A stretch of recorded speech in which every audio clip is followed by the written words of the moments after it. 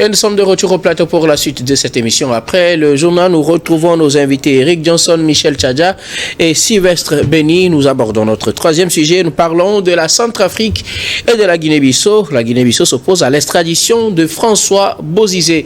Le président bissau-guinéen a été on ne peut plus clair sur la question. C'était ce mardi 7 mai. Il répondait à la question d'extradition de l'ex-président centrafricain François Bozizé. Et la Centrafrique a demandé son extradition pour qu'il soit jugé dans des affaires de crimes de crimes de guerre. Justement, on connaît un peu la position de François Bozizé, ancien président centrafricain qui est devenu chef rebelle, disons-le comme ça, mais qui depuis 2023 est en exil en Guinée-Bissau. Le président Sissoko a précisé que l'accord qu'il y avait entre lui et le président centrafricain Touadéra, c'était qu'il n'allait pas extrader François Bozizé, mais veiller aussi à ce que François Bozizé de loin ne participe pas à la déstabilisation de la Centrafrique. Elle a été un peu plus claire, il ne sera pas question pour lui, tant qu'il est président, d'extrader François Bozizé. Je commence par vous, Eric Johnson. François Bozizé sera donc tranquillement en paix en Guinée-Bissau. Pas question pour Umaro Embalo Sissoko de l'extrader vers son pays, la Centrafrique. C'est une question de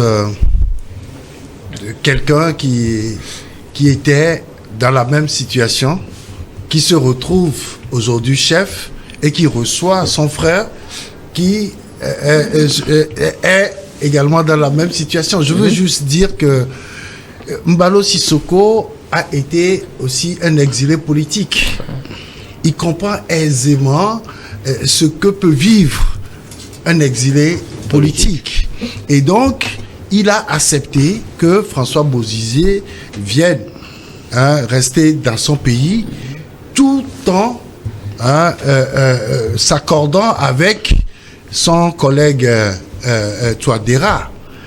Et l'argument principal que Embalo Sissoko avance, c'est qu'il n'y a pas de loi d'extradition entre les deux pays, dans son pays et Guinée-Bissau. Non, c'est que en général, il n'y a pas de loi d'extradition. C'est-à-dire que, quelle que soit la situation, du moment où l'individu qui est concerné par le mandat d'arrêt international n'a pas commis de faute sur le territoire guinéen, d'adoption, oui. Il n'y a pas d'extradition. Donc, aujourd'hui, François Bozizé n'a pas commis de faute en Guinée-Bissau. Et donc, personne ne peut l'extrader, puisqu'il n'y a pas de loi d'extradition. Alors, la deuxième chose, c'est que il y a eu une langue entre Embalo Sissoko et Touadéra. C'est pour ça qu'il ne comprend pas pourquoi aujourd'hui on lance un mandat d'arrêt international contre François Bozizé, sachant très bien qu'il est dans un pays qui lui interdit formellement de toucher encore à son pays. Parce que tout le monde reconnaît qu'il est chef de rébellion et qu'il peut à tout moment s'attaquer à son pays. Ça veut dire que toutes ces activités sont contrôlées en Guinée-Bissau. Et donc, l'État bissau-guinéen a donné quand même,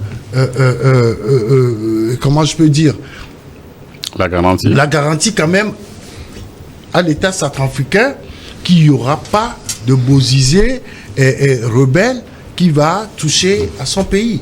Et donc, lui non plus ne comprend pas. Et donc, je crois qu'aujourd'hui, ce qu'on devait faire, et ça, lorsque vous avez cette garantie-là, c'est plutôt de contribuer à ce que cette garantie-là soit formelle et que le pays puisse avancer. De quoi a-t-on peur en ce moment pour qu'on demande l'extradition de François Bozizé pour qu'il soit jugé pour crimes de guerre, crimes contre l'humanité et tout ça?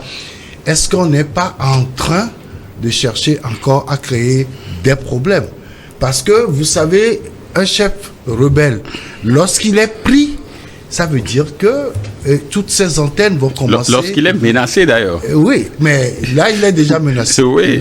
Mais c'est lorsqu'on va le toucher que ces antennes vont commencer par se réveiller et pourquoi pas intervenir. Mais Eric, là, c'est dans le cadre d'une cour pénale spéciale pour juger les crimes commis en Centrafrique au moment où il était président, où il est devenu rebelle également. Donc, on avait besoin de ramener les gens, de les juger, y compris François Bozizé. Oui, tout le monde reconnaît que François Bozizé est un chef de rébellion.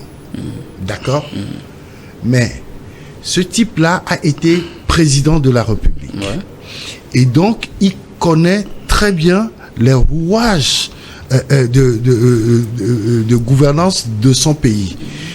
Si aujourd'hui, il s'est réfugié dans un pays qui le contrôle et où il n'a même plus droit d'aller en Afrique centrale, c'est-à-dire dans les pays voisins de la Centrafrique, je crois qu'il fallait juste le laisser là où il est. Est-ce que ça n'encourage pas d'autres personnes aussi à faire la même chose et puis aller se réfugier quelque part? Non. Ce n'est pas contre l'impunité qu'on veut le juger. Non, mais quand ça se passe sur le territoire, c'est sur le territoire, il faut régler les problèmes. Mais une fois que vous laissez les gens traverser le territoire, ça devient plus compliqué. Et ce n'est pas évident non plus. Parce que je disais tantôt que Mbalo Sissoko a été dans la même posture. Il a eu les mêmes problèmes que François Bozizé avant de devenir président. Et donc, je ne dis pas qu'il est en train de le protéger, mais plutôt parce qu'il veut la paix en Centrafrique, il a dit clairement: je t'accepte sur mon territoire, mais il ne faudrait pas toucher à ton pays.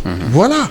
Donc je crois que c'est pas pour encourager les autres, mais plutôt ça devrait calmer les ardeurs. Puisque aujourd'hui, quand vous voyez les chefs rebelles, quand ils quittent leur pays, c'est pour aller chercher des moyens et continuer par détruire le pays. Malheureusement.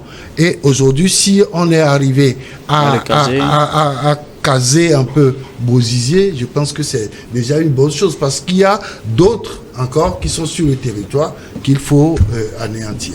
Sylvestre, le président Oumarou Mbalo Sissoko a été clair ce mardi: il ne sera pas question d'extrader François Bozizé vers la Centrafrique comme le demande son pays. Oui, et il a ajouté que tant qu'il sera président de la Guinée, je crois que les accords sont faits pour être respectés. Aujourd'hui, je crois que c'est par un accord que Bozizé se retrouve en Guinée-Bissau. Et je ne vois pas... Moi, ce qui m'intrigue, c'est cet acharnement-là, donc de Touadéra, qu'on puisse faire venir Bozizé pour le juger et tout. Est-ce que c'est l'urgence? Est-ce que tant que Bozizé est à l'extérieur, il ne se sent pas menacé, Touadéra? Non, écoutez, du moment où, jusqu'à preuve de contraire, le président bissau-guinéen lui a garanti que tant que Bozizé sera sur son territoire, il sera surveillé. Il va plus se mêler donc de la politique, des affaires donc intérieures donc de son pays d'origine. Je crois qu'il faut faire confiance donc à Mbalo, à Mbalo Sissoko, parce que je serai donc dans une poursuite donc de dire que Touadéra a raison. Si entre-temps Touadéra nous présentait un certain nombre d'éléments qui ont été pris et que c'est depuis la Guinée-Bissau que le coup est monté. C'est-à-dire sauf que si c'est monté, il se peut que ça réussisse. Est-ce qu'il faut attendre que ce soit monté, que ça échoue ou présenté? Écoutez, parce que ça peut réussir. C'est ce que j'aurais dit, qui dit, oui, il y a quelques jours, on a eu donc certains échos au niveau de la Côte d'Ivoire, que Guillaume serait impliqué. C'est entre parenthèses, c'est-à-dire il faudrait qu'on nous présente un élément que non. C'est vrai qu'on nous a donné des garanties, que le monsieur donc ne va plus et peut-être menacer la paix intérieure donc en Centrafrique. Voilà que nous avons pris un certain nombre de nous avons découvert donc des caches d'armes, nous avons vu ceci et cela, et que d'après donc les enquêtes ou investigations, c'est Bozizé depuis la Guinée-Bissau qui montait le coup, ne serait-ce que pour déstabiliser les institutions de la République. Là, on pourrait se dire d'accord, Maintenant, il peut engager donc cette procédure. Le monsieur est en paix, le monsieur est tranquille là, et maintenant, au moment où il y a l'urgence en Centrafrique, où tout est à refaire presque, où tout est presque à refaire, parce qu'ils n'ont que la ville, au-delà donc de la ville, au-delà donc de Bangui, c'est presque plus rien. Voyez-vous, il y a l'urgence, toi-même tu as fait un mandat, 2 mandats, maintenant, bon, tu poursuis. Et à un moment donné, Bozizé qui est là tranquille, peut-être que ça devient peut-être un épouvantail pour lui. Il se dit, bon, si j'arrive à neutraliser le gars là, peut-être que j'aurai un pouvoir à vie, encore que le gars ne te dit plus rien. Voyez-vous, donc je crois que Touadéra a beaucoup à faire au niveau donc du développement de son pays.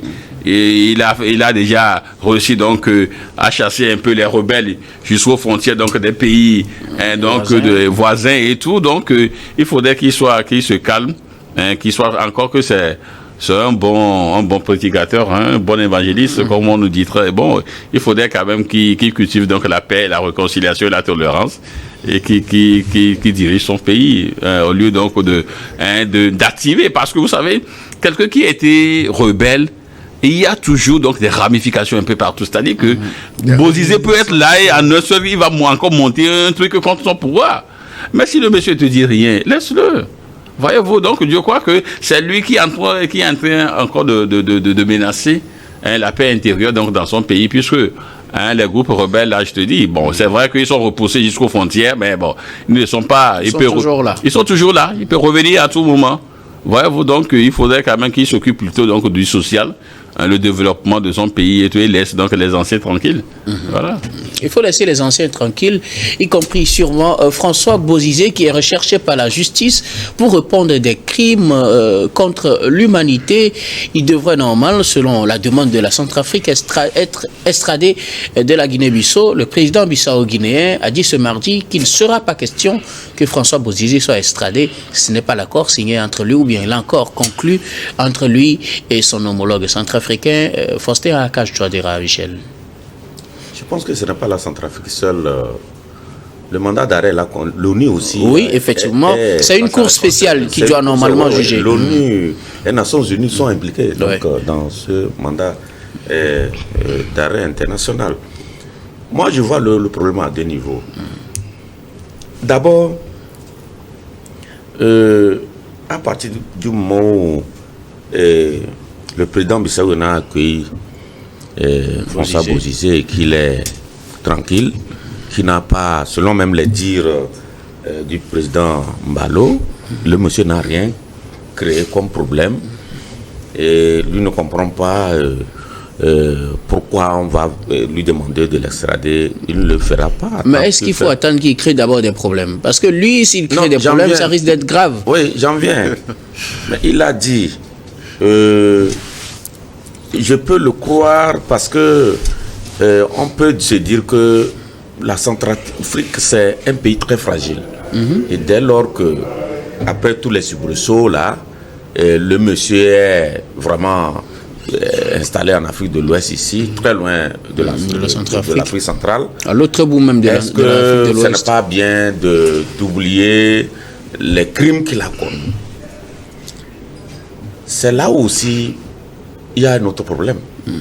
Parce qu'on l'accuse. Le mandat d'arrêt a été lancé depuis le 1er avril. Oui. On l'accuse de crimes contre l'humanité parce que les forces, la garde présidentielle aurait commis des exactions entre 2009 et 2013, si j'ai bonne mémoire.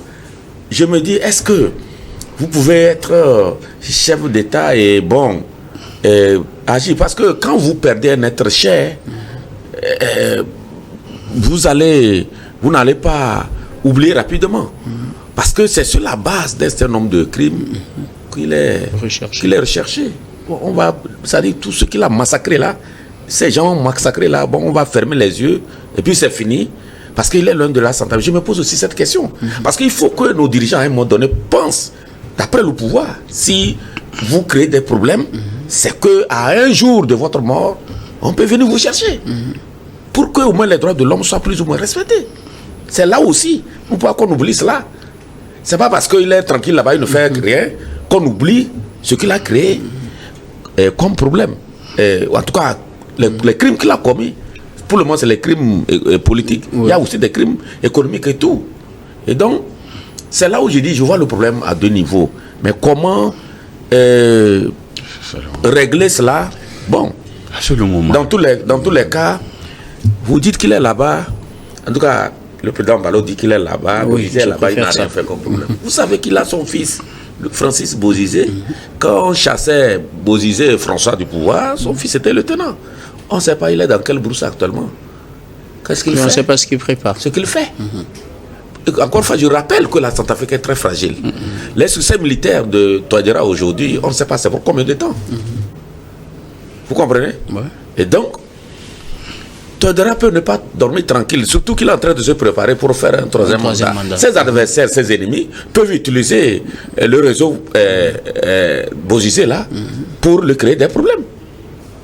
Il y a aussi cela qu'il faut voir. Et puis, s'il faut poursuivre les gens, et Michel Tchotodia, l'homme de Séléka là, pourquoi lui on l'aime? Oui, Michel. Parce que c'est entre-temps, il est venu au Bénin, resté au Bénin et tout. On tuait les gens. Et lui, quand j'ai appris qu'on cherchait Bozizé, je dis, mais je te dis, c'est là où la communauté internationale... Peut-être chacun aura son tour, on ne sait jamais. Bon, espérons qu'un jour, lui aussi, il faut qu'il vienne répondre. Parce que ceux qui sont morts là, quand vous n'avez perdu, vous savez, on parle souvent en communication de mort kilométrique. Ça veut dire que quand on dit que les gens sont morts très loin de nous, ça ne nous dit rien. Mais si c'est un proche à toi, ces gens-là, ils ont tué des gens qui ont des proches qui vivent. Et ces plaies psychologiques-là, elles vont se refermer quand? Donc, peut-être c'est dans ce sens-là qu'on recherche M. Bozizé, parce que il ne faut pas, parce qu'on veut préserver la paix, le calme aujourd'hui, fermer les yeux sur l'impunité. Il faut qu'on fasse sincèrement attention aussi. Non, voilà. Bon, moi, je vois peut-être la chose de notre angle. Est-ce que Touadéra veut préserver la paix et la sécurité intérieure? C'est pourquoi il veut véritablement donc avoir François Bozizé. Il faut préciser aussi que c'est la justice qui cherche François Bozizé. C'est la justice qui cherche François Bozizé. Je crois que tu m'amènes sur notre piste. En Afrique, lorsque vous parlez de justice et de politique, ne faites pas la différence est minime, parce que généralement c'est le politique qui oriente donc la justice. Voyez-vous, si le monsieur veut la paix intérieure et donc la sécurité donc du pays, je crois que il y a quand même des leviers qu'il doit activer pour le faire. Mais lorsque, du fait donc de sa personne, c'est-à-dire que lui, il veut et essayer donc de mettre tous ses adversaires là sous éteignoir comme ça, il peut s'offrir donc un troisième mandat tranquille. Si c'est pour des relents politiques, là je dis non. Parce que tout à l'heure, Michel disait donc en parlant donc de son fils qui serait quelque part, d'accord. Mais est-ce que pour l'instant, il a eu des échos donc de ce fils-là et justement. C'est un exemple j'ai voulu donner. C'est pourquoi je dis que pour tant que ceux-là ne sont pas des menaces directes, pas pour lui, mais pour la nation, on peut, il y a le temps. Est-ce que c'est pas de l'impunité? Non, écoutez, il s'est navré resté longtemps donc au Sénégal après. On l'a jugé. Ce n'est pas le moment. Ce n'est pas le moment. Il faut choisir donc le timing. Justement, il faut choisir donc un bon timing pour le faire. Il s'est d'abord resté longtemps là-bas. Les gens disent on ne va pas l'extrader. À un moment, on a jugé, il s'est d'abord, même si c'est sur un territoire étranger. Merci. Mais on l'a jugé condamné. Merci beaucoup. À vous. Nous allons marquer une nouvelle pause, puis on revient tout à l'heure pour la dernière partie de cette émission, dernière partie que nous allons bien évidemment consacrer au Togo.